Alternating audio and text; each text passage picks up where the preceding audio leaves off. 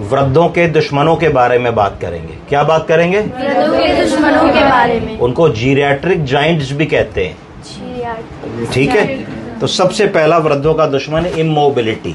जब हमने ये समझ लिया कि अब हमें चलना फिरना नहीं है, हमें बिस्तर पे ही रहना है, हमें घर के बाहर नहीं निकलना है, हमें सैर करने नहीं जाना है, हमें अपने आप को हमने कन्फाइंड कर लिया रूम और टॉयलेट और बेडरूम और डाइनिंग रूम पे, तो उसको कहा जाता है इमोबिलिटी। क्या कहते हैं? इमोबिलिटी। कि हमने ये मान लिया कि अब हम वृद्ध हो गए हैं और वृद्धावस्था के कारण इमोबाइल हो गए हैं, अब हमारा चलना फिरना ठीक नहीं है। तो ये सबसे बड़ा दुश्मन होता है। जैसे ही आप इमोबाइल हो जाते हैं तो आपकी जो मांसपेशियां हैं वो कमजोर होने लगती हैं और शिथिलता आने लगती है, आप लड़खड़ाने लगते हैं, आप ज़्यादा चले तो गिर सकते हैं, चलने पे हाथों पैरों की मसल्स और टिश्यूज में हाइपोक्सी ऑक्सीजन की कमी होने लगती है, जोड़ स्टिफ होने लगते हैं। जोड़ जब स्टिफ होने लगते हैं तो ऑस्टियोपीनिया, ऑस्टियोपोरोसिस, ऑस्टियोआर्थराइटिस और फिर डिफॉर्मिटी डेवलप हो जाती है।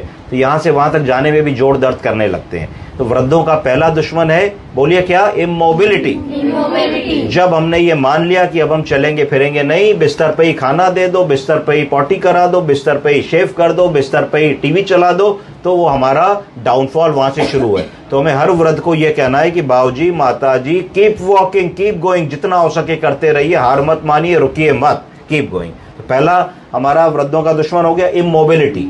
ठीक है, दूसरा क्या है? दूसरा है इंस्टेबिलिटी। क्या है? इंस्टेबिलिटी।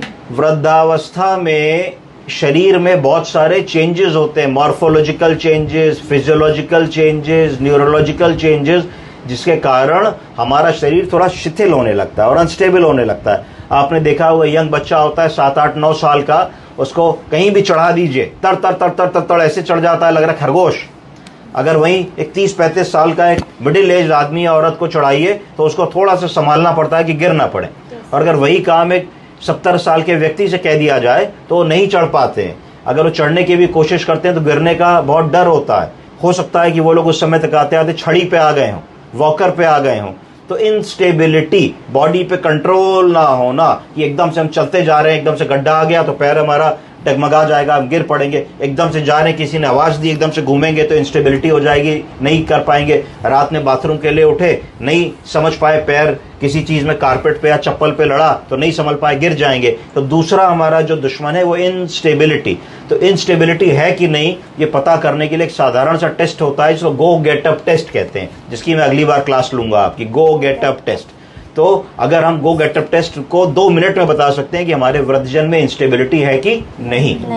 तो 2 आई हो गए, पहला हो गया इमोबिलिटी, दूसरा हो गया इंस्टेबिलिटी, तीसरा है इनकॉन्टिनेंस। बोलिए इनकॉन्टिनेंस का मतलब है पॉटी और सूसू को बताने की क्षमता में कमी आ जाना, इसको इनकॉन्टिनेंस कहते हैं। तो जब ये होने लगता है मरीज में तो उसकी कॉन्फिडेंस कम हो जाती है, उसका जो सेल्फ रिस्पेक्ट और सेल्फ एस्टीम है वो कम हो जाता है। आप इस बात की कल्पना कीजिए, हम लोग कहीं घूमने जाएं, पिकनिक में जाएं, पार्टी पे जाएं, सिनेमा देखने जाएं, किसी की रिश्तेदारी में जाएं और हमको ये कंट्रोल ना हो कि अगर सूसू पॉटी आएगी तो हम रोक नहीं पाएंगे, तो हमारे मन पे क्या बीतेगी? क्या हमारा वहां मन लगेगा? तो उस स्थिति को देखिए कि वृद्धावस्था में एक स्थिति ऐसी आ जाती है जब आदमी को बार बार पेशाब जाना पड़ता है। 3 लक्षण आ जाते हैं, बोलिए अर्जेंसी, फ्रीक्वेंसी, इनकॉन्टिनेंस। अर्जेंसी का मतलब अर्ज हुई तो जाने ही जाना है, नहीं जाएंगे तो निकल जाएगी। फ्रीक्वेंसी मतलब बार बार जाना, हो सकता है रात में आदमी कहे साहब 5 बार उठते हैं, तो भैया 8 घंटे की नींद में अगर 5 बार उठोगे तो सोगे कब? तीसरा इनकॉन्टिनेंस, कि जरा सा खांसे, छीके, झुके, पेशाब की थैली पे दबाव पड़ा तो थोड़ा सा पेशाब निकल गया। तो ये बुजुर्गों का तीसरा सबसे बड़ा दुश्मन होता है। तो 3 कौन कौन से हो गए? Immobility, instability, incontinence. अगला है ये इम्पेयर्ड मेमोरी। क्या हो गया? Impaired memory. जैसे जैसे उम्र बढ़ती है ब्रेन के न्यूरॉन्स में कमी आने लगती है, ब्रेन के सेल्स वीक होने लगते हैं और एजिंग के कारण बहुत सारे लोगों में याददाश्त में कमी आने लगती है। वो आप उनके पास जाओगे तो दादी बाबा बोलेंगे अच्छा बेटे आ गए, और कहाँ हो आजकल, क्या कर रहे हो?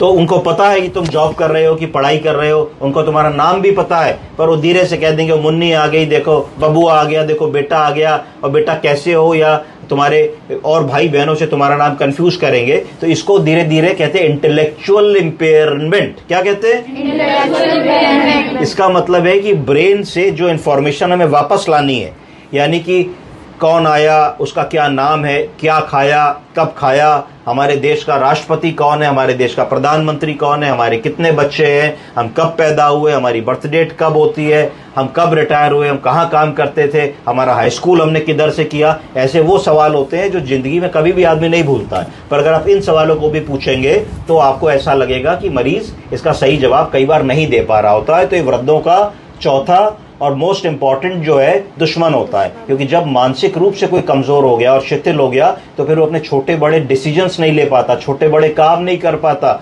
मोबाइल रिचार्ज नहीं करा पाता, बैंक से पैसा नहीं निकलवा पाता, पेंशन लेने नहीं जा पाता, डॉक्टर के पास नहीं जा पाता है, सोशलाइज नहीं कर पाता है, घर में बंद होकर के रह जाता है। तो ये ध्यान रखना है। इसके लिए MMS होता है, मिनी मेंटल स्कोर, बड़ा आसान है। दिखाओ बाबूजी ये क्या है, पेन है, ये क्या है, चश्मा है, ये क्या है, घड़ी है, और 2-4 मिनट बाद किसी और बातों में लगाओ, फिर पूछो आपको 3 चीजें दिखाई, बता दीजिए। अगर सब ठीक बता रहे तो MMS कहते हैं, मिनी मेंटल स्कोरिंग।